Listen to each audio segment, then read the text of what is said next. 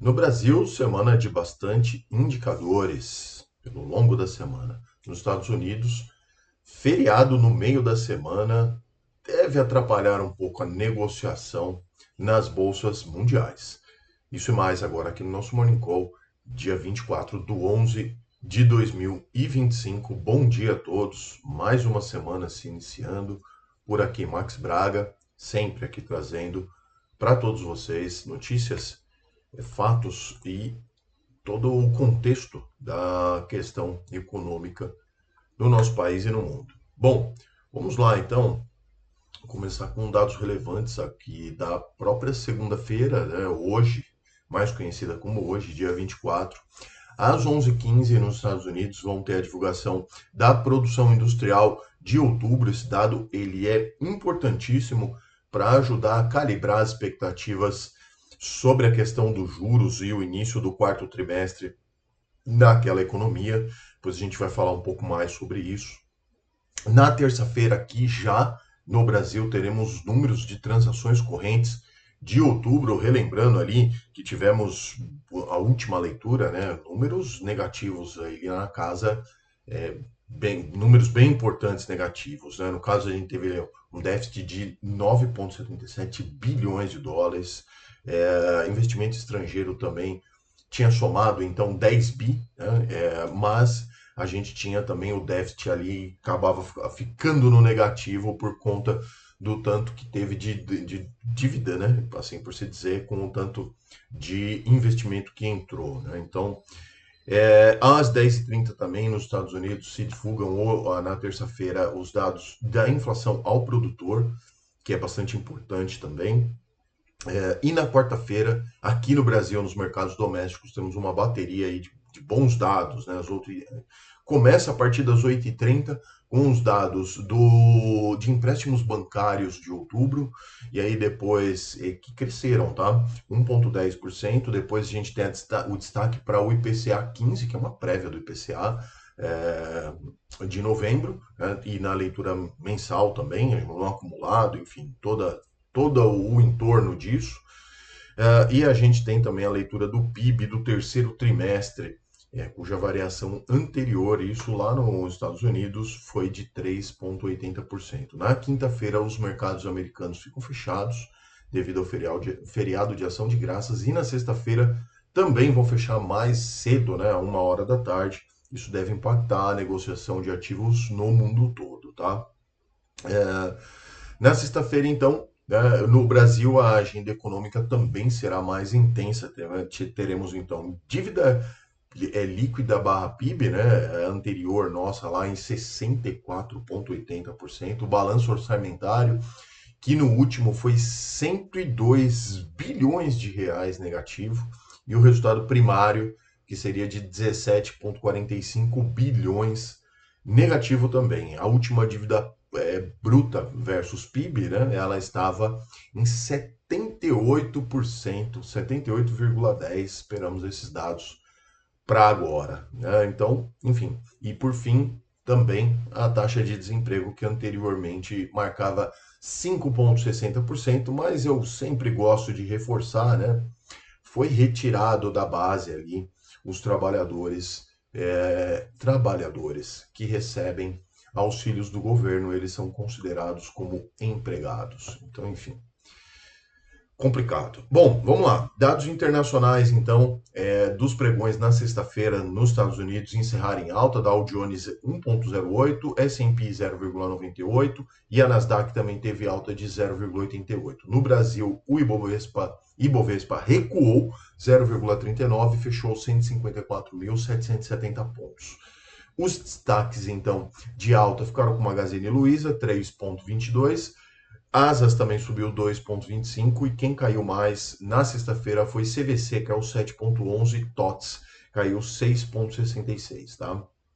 Para hoje, então, os mercados começam a semana em alta, aguardando ali, ganhando força a questão de uma provável virada de novo na questão dos juros lá nos Estados Unidos, depois da fala do presidente do Fed de Nova York, o John Williams, afirmando ali, abre aspas, né, considero que a política monetária está sendo modestamente restritiva, portanto, ainda vejo espaço para um ajuste adicional no curto prazo na faixa da meta básica, para se aproximar, para aproximar a postura da política na faixa neutra. Então, fecha aspas, isso que disse Williams, e aí animou os mercados, começou novamente ali a precificação de um corte ou não agora na última reunião de dezembro, tá? Aumentou um pouco então as apostas do mercado quanto à probabilidade de um aumento, de um aumento de probabilidade de um corte, né? Então espera-se isso.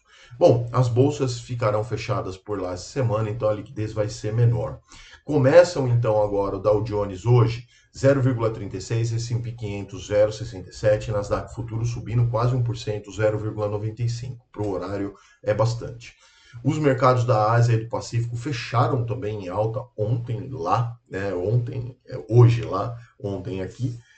Depois também das falas aí do presidente do Banco Central de Nova York, e então os mercados tiveram ali, reagiram bem a essas questões.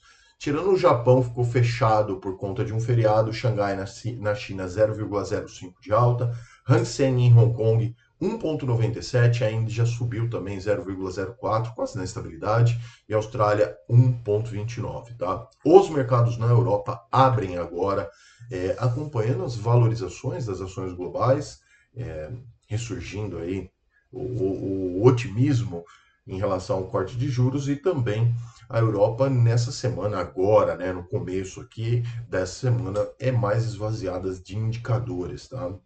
Então, o principal, na verdade, já se anteciparam, né? Que é o orçamento de outono, marcando ali, então, expectativas de aumento de impostos, isso lá no Reino Unido, tá? Também, paralelamente, né, a gente tem a questão ainda desse acordo aí entre Rússia e Estados Unidos para resolver o conflito lá na Ucrânia, enfim, a conferir, né, o que vai acontecer. Mas por hora, a versão final ali do texto parece ser mais favorável à Rússia e menos exigente, e exigente demais ali para o governo de Kiev e da Ucrânia. Vamos ter que acompanhar. Confesso que eu não estou tão a par desses assuntos em relação ao campo militar.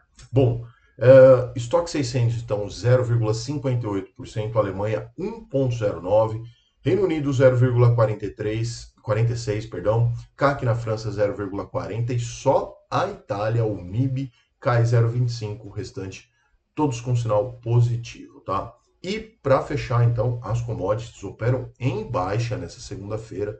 O preço do petróleo amplia as perdas da semana passada, né, à medida que avança as negociações de paz entre Rússia e Ucrânia. Então, isso acaba fortalecendo ali, o dólar acaba se fortalecendo e também caindo um pouco a questão das tensões, o preço do petróleo acaba caindo. Cotações do minério de ferro na China subiram, interrompendo uma sequência, inclusive, de 2 sessões de queda. Então, o petróleo Brent, que é o nosso aqui, referência para a nossa petrolífera, a Petrobras, 0,34% de queda aos 62 dólares, ia falar reais, e 35 centavos o barril, tá? E o minério de ferro negociado lá na Bolsa de Dalian, China, fechou ontem em 0,44% de alta, tá? O Bitcoin também segue aí bem prejudicado, né? Atenção, Bitcoin, pessoal. Tem bastante matéria aí falando sobre. Acho que vale uma leitura agora. Cai mais 0,84%, está cotado nesse momento a 86.744 dólares a unidade. Lembrando, né? Um tempo atrás estava ali na casa de quase 110 mil. Enfim, atenção ao Bitcoin, tá bom? Esse então é o vídeo de hoje. Bom início de semana a todos. Claro, peço aí que se inscrevam no canal, deixe o joinha, deixe o like, né? Pacote youtubístico para que mais pessoas tenham acesso a essas informações todo o período da manhã, tá bom? Fico por aqui. Nos vemos amanhã, então, no próximo Morning Call. Um abraço. Tchau.